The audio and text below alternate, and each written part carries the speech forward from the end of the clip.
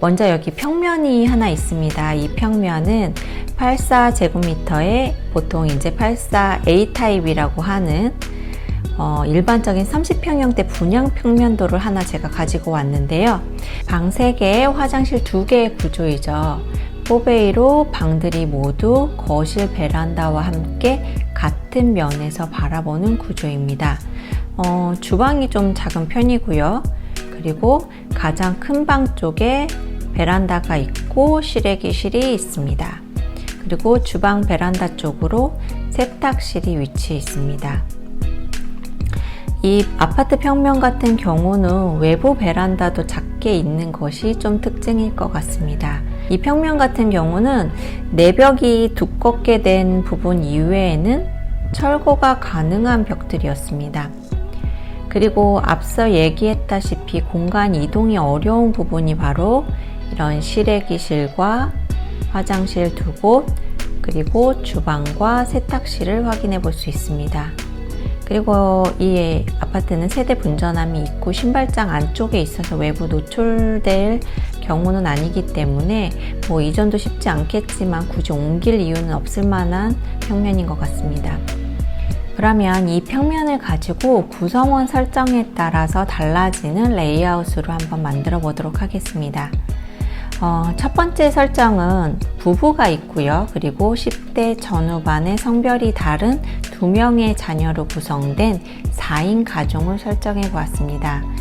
자녀들은 모두 각방을 원하고 있고 와이프는 전업주부라 요리하는 시간과 주방에 있는 시간이 많은 주부입니다. 그리고 남편은 일반적인 사무직의 회사원이라 집에 있는 시간이 많지 않고 집에서는 특별한 취미가 없고 재택을 하는 경우는 거의 없는 걸로 잡았습니다. 부부가 집에서 하는 특별한 취미 생활이 없이 주로 이제 남편이 회사에서 돌아와 TV 보는 시간이 좀 많은 편이고, 그리고 이 가족은 그래서 가족의 친밀도를 좀 높였으면 하는 바람을 가지고 있습니다. 이런 정도의 설정을 가지고 한번 레이아웃을 바꿔보도록 하겠습니다. 왼쪽이 원래 평면이고 오른쪽이 바꿔본 레이아웃입니다. 방 3개의 구조 같은 경우는 아이가 둘만 되어도 보다시피 아이들 방을 각자 주게 되면 레이아웃을 특별히 바꾸는 건 쉽지는 않습니다. 이 집 아이들은 10대 전후반의 성별이 다른 아이들이기 때문에 만약 이 집 10년 정도를 거주한다고 가정을 해보더라도 20대 전까지는 아이들이 집에 있게 되는 시기이고 각 방에서 공부를 하거나 각자의 시간을 원하는 사춘기의 시기와도 맞물려 있기 때문에 사실 각 방을 주는 게 맞는 것 같습니다. 아이들 방의 사이즈가 그렇게 크지는 않기 때문에 싱글 침대와 옷을 위한 수납, 책상 및 책장이 들어가면 사실 가구만으로도 꽉 찬 방이 되죠.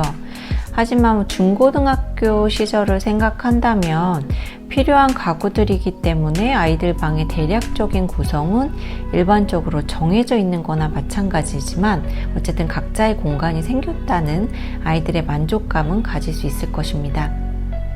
안방이 사실 이 집에서 가장 큰 방이 되는데 다른 곳에 수납할 수 있는 공간들이 부족하기 때문에 안방을 잘 이용을 해야만 합니다.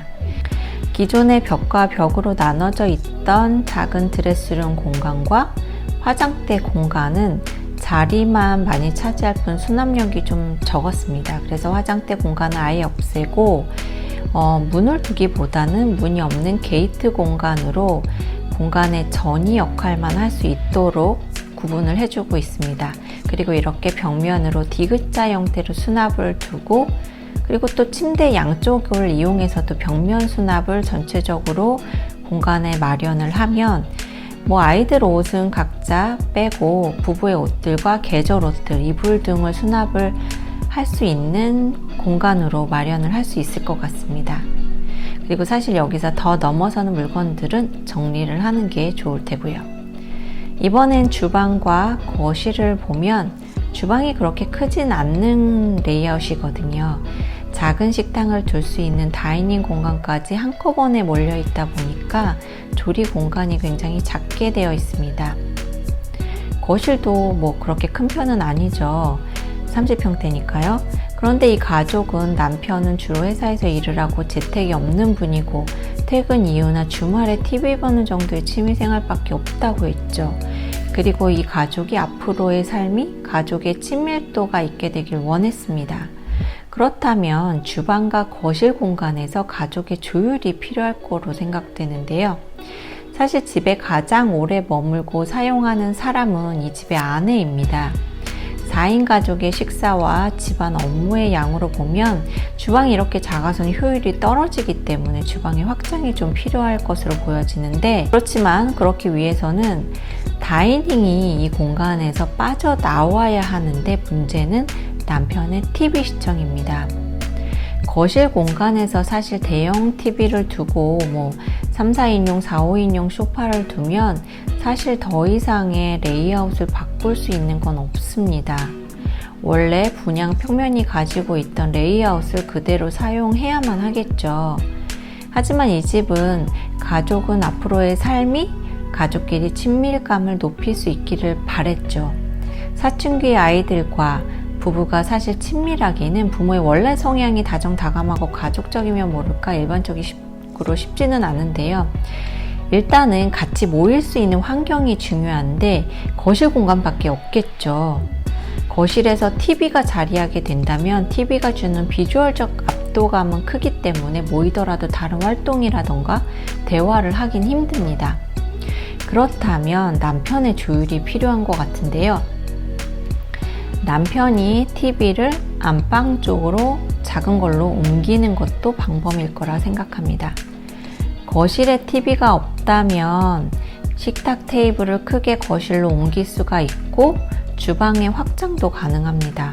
거실에 여러 명이 여유롭게 둘러앉아 있을 수 있는 공간이 있다면 각자의 업무나 개인 매체를 사용하더라도 거실 공간에서 각자 시간을 보낼 땐 보내고, 그리고 함께 대화를 하며 자연스럽게 함께 있는 공간으로서의 역할을 담당할 수 있지 않을까 생각이 되는데요.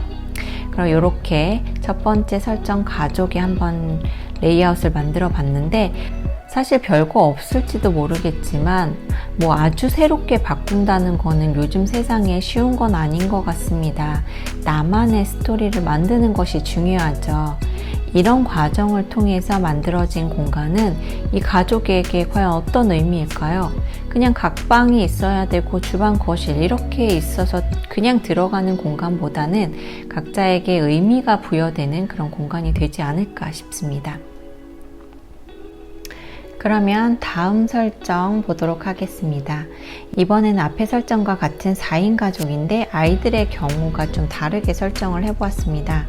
아이들이 같은 나이대에 나이 차이가 많지 않거나 또는 쌍둥이 등의 같은 성별의 아이들이고 초등 들어가기 전의 아이들이라고 한번 설정을 해보았는데요. 10년 정도 이 집에 거주할 계획이 있다고 하더라도 아이들이 유치원서부터 초등학교 고학년 정도까지 이 집에 머무를 걸로 예측을 해볼 수 있을 것 같습니다. 10대 전 초반 아이들 같은 경우는 사실 독립해서 혼자 잘 수 있는 경우면 좋겠지만 그렇지 않고 부모와 함께 자는 경우도 꽤 많아요. 그래서 패밀리 침대 사이즈가 사실 나오게 되는 것도 이러한 집들 때문인 거겠죠. 저도 저희 아이가 초등학교 2학년 되어서야 자기 침대로 독립을 했는데요. 거의 10년을 제가 같이 잔 거나 마찬가지죠. 아이들 성향에 따라 일찍 독립할 수도 아닐 수도 있기 때문에 방을 구성할 때 아이의 성향도 잘 파악해 보는 게 좋을 것 같습니다. 이번 설정에서는 아이들은 부모로부터 일찍 독립해서 각자 침대에서 잘 수 있는 아이들이고 성별이 같아서 사이가 좋은 아이들로 설정을 해보았습니다. 이번 레이아웃에서는 그래서 아이들 공간만 조금 바꿔보았는데요. 작은 방 2개를 하나로 만들었습니다. 사실 각 방으로 쓰게 되면 작은 방들이 좀 작다고 느껴질 텐데 2개를 그냥 하나로 틔우게 되면은 좀 더 심리적으로 넓은 느낌을 가질 수 있습니다.